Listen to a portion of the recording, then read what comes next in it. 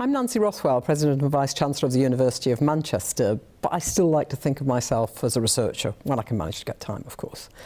So I was inspired to do a PhD by my undergraduate project, and I just got the bug for discovering things. Unlike most PhD students, there were good times and bad times. There was more that didn't work than did work. There was times when I thought, I'm never going to finish this. But I think a really important thing about deciding on your future career, that was advice from one of my heroes, Peter Medawar, who was a Nobel Prize winner and wrote a great book. You've got to decide, are the good times worth it when there's a lot of bad times as well? And for me, they were. And for me, the inspiration in research was always, even with a small thing, realising that I was the first person to know that. Nobody else in the world knew that. And even if it was a little thing, that was really, really important. And then I got very excited about publishing my work, presenting at conferences, but I also did quite a lot of public engagement and schools work as a PhD student. I really enjoyed that, and I would encourage students to do it, partly because I think it's fun, but also it definitely improves your communication skills. And again, Peter Medawar said, the real test is 9-year-olds. If you can hold the attention of 9-year-olds for more than 2 minutes, you're not doing badly. So I completed my PhD, and it was on metabolism and brown fat, a tissue that we got a big paper out just after my PhD in London, showing that brown fat, at least in animals, can be switched on to burn off extra calories. And we propose that might be why some people stay thin and some people get fat. And actually, as a PhD student, I took part in quite a few experiments. So one of those was that we had to eat 5,000 calories a day for 3 weeks. It was horrible, absolutely horrible. So I gained about 6 or 7 pounds and lost it within 2 or 3 weeks.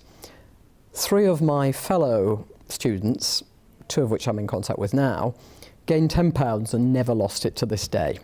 And they couldn't understand how I managed to just spontaneously lose weight. So, and interestingly, what we found was that I had a high metabolism, and then that became part of a BBC television programme, Horizon, called The Fat in the Fire, in which I famously took my shirt off to have an infrared thermograph of my back after taking a drug to activate brown fat.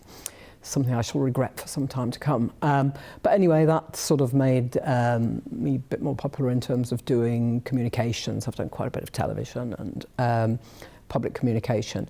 And then quite soon after my PhD, I started to get interested in the applications of what we were discovering, take it outside the research. And so I started to work with a number of companies, and very soon after my PhD, we started working with several British companies trying to develop treatments for obesity. And that was fine, and years passed, and I became quite well known in the field and gave invited presentations, and I moved from London to Manchester, being a northerner, wanting to come back to the University of Manchester, and realised I had to slightly shift fields because I had to distinguish my own research as opposed to my supervisors. So I thought, well, I'm a metabolic physiologist, I understand metabolism and everything, but rather than studying why some people get fat and some people don't, I do the opposite and study why people lose weight when they're ill.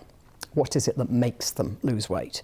So I had to make the decision, do I stay in my field of comfort, metabolism and weight loss and so on, or do I move into neuroscience and stroke? And I perhaps irrationally made the choice of the latter and went into a completely new field and went from being invited to speak at conferences to having to pay to attend, having to learn neuroscience again from being an undergraduate.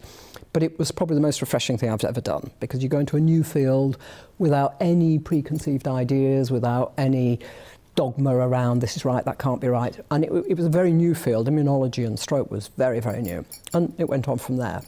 And now the blocker of IL-1 is in final phase 3 trials in patients at the moment in Manchester. So that developed. I had a big research group.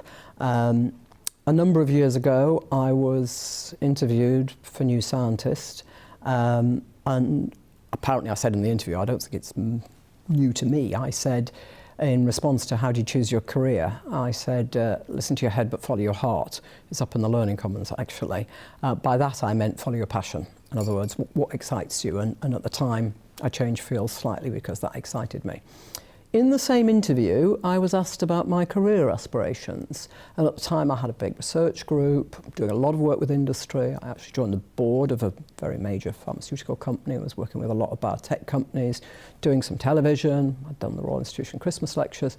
And I said, ambitions, become a fellow of the Royal Society, which I did, and never ever take on any administrative job. So I completely failed on that. And then how do you get to become president? By mistake, I would say. It was never in my career plans.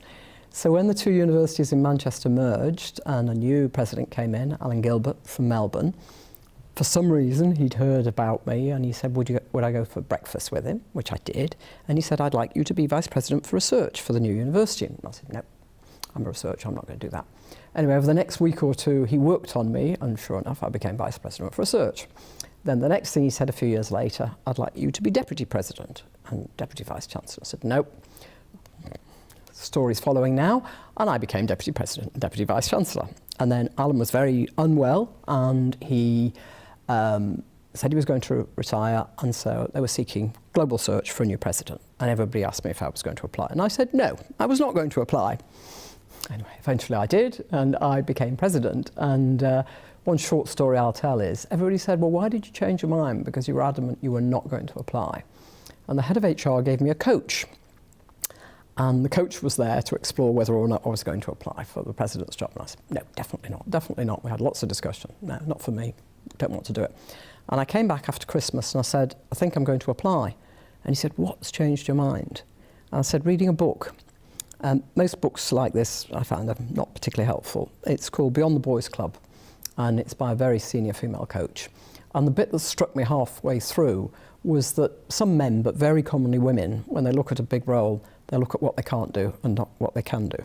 So I made a list of what I thought I wasn't very good at and what I thought I was very good at. And the coach said, well, they're quite evenly balanced actually, and I'd add to what you can do well something else, and we added something. And actually you're not bad at that, and we took it off.